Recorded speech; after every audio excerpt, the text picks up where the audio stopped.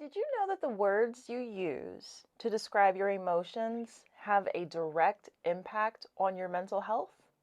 Keep watching to learn more. What do you want your life to look like?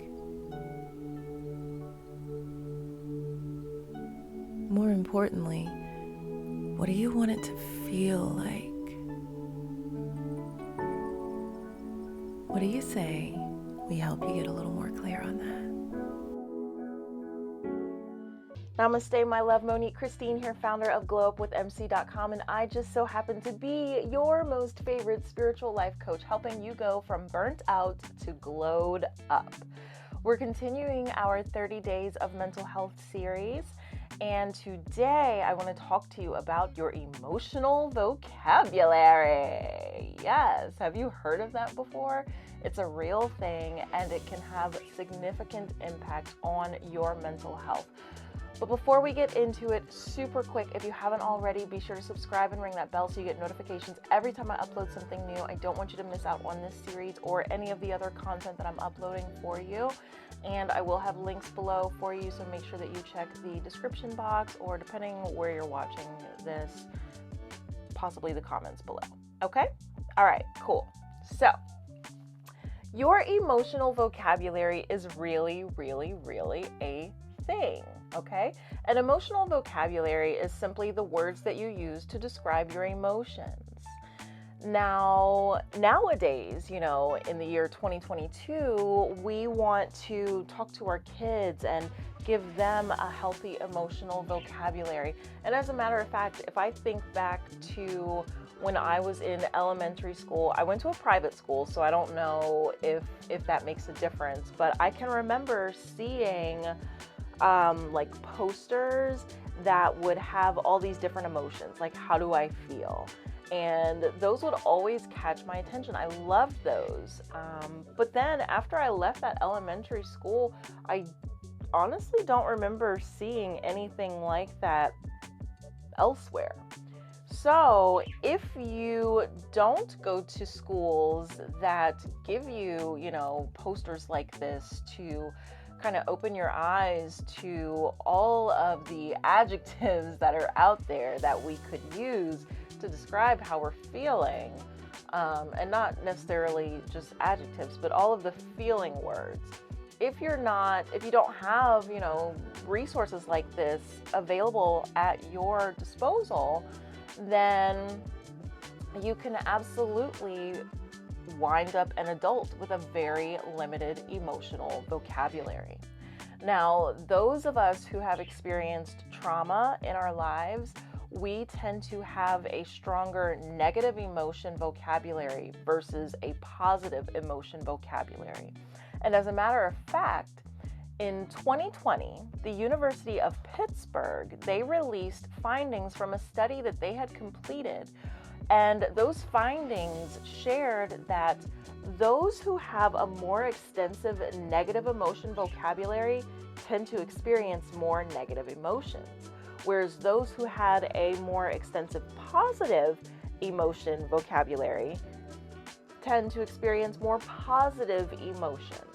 So, knowing that you are a powerful creator, able to create anything that you wish, what do you want to feel more of? What do you want to experience more of? What are the emotions that you want to wake up to, experience throughout the day, and fall asleep to? If you, and hopefully you did, but if you said that you want to experience more positive emotions, then what you're going to want to do is you're just going to retrain your brain. And it's as simple as becoming aware of the positive emotion feeling words that are out here waiting for you to use. And so today is probably going to be the shortest day of this entire series, because the only thing left for you to do and for me to share with you is a list of feeling words. So what I've done is I've created a PDF for you with more than 100 feeling words, so that you can start to retrain your brain and retrain your energy to attract more of the positive. You're always attracting, whether you know it or not. You're a magnet. You're either attracting high-level vibes or low-level vibes. Now, if you are constantly experiencing negative emotions, if you were to kind of take an audit of your day, if you tend to use more negative words and things like that, if your whole kind of vocabulary, your whole vibe is just negative, then that's the wavelength that you're on, and that's what you're going to attract more of. I have yet to meet an individual that says that they want to attract more of the negative. So I'm gonna go out on a limb here and assume that you want to attract more of the positive. And so I have created this PDF for you, free of charge. It's only gonna cost you your email address, okay? So that you can receive it.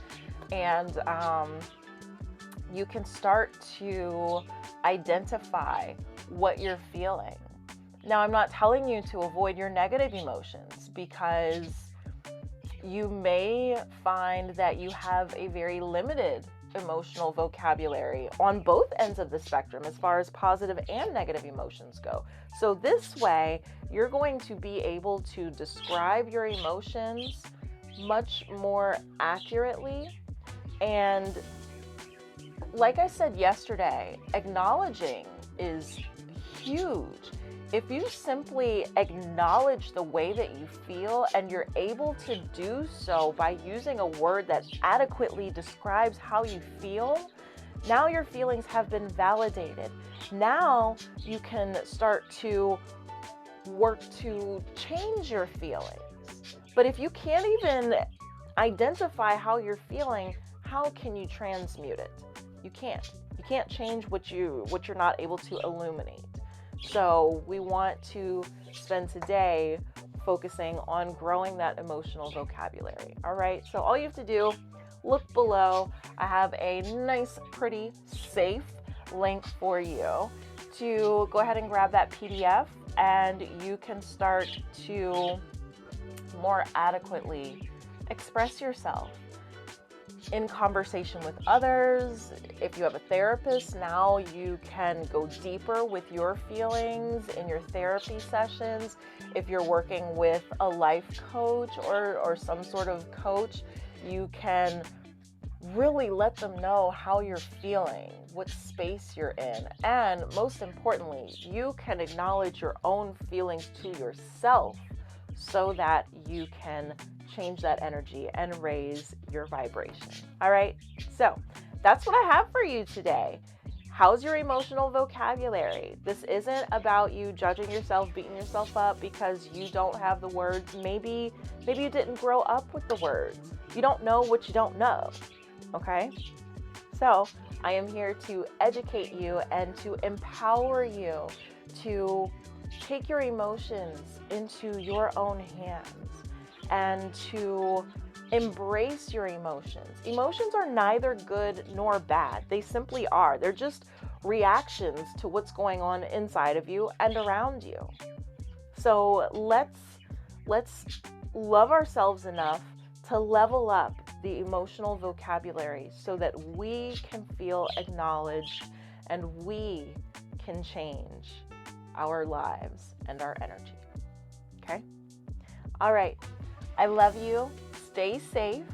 Remember that self-love and self-care are never, ever, ever selfish. And if anyone ever tries to make you feel otherwise, they don't have your best interest at heart. So cut them loose, girl. Cut them loose. Snippity snip. Okay?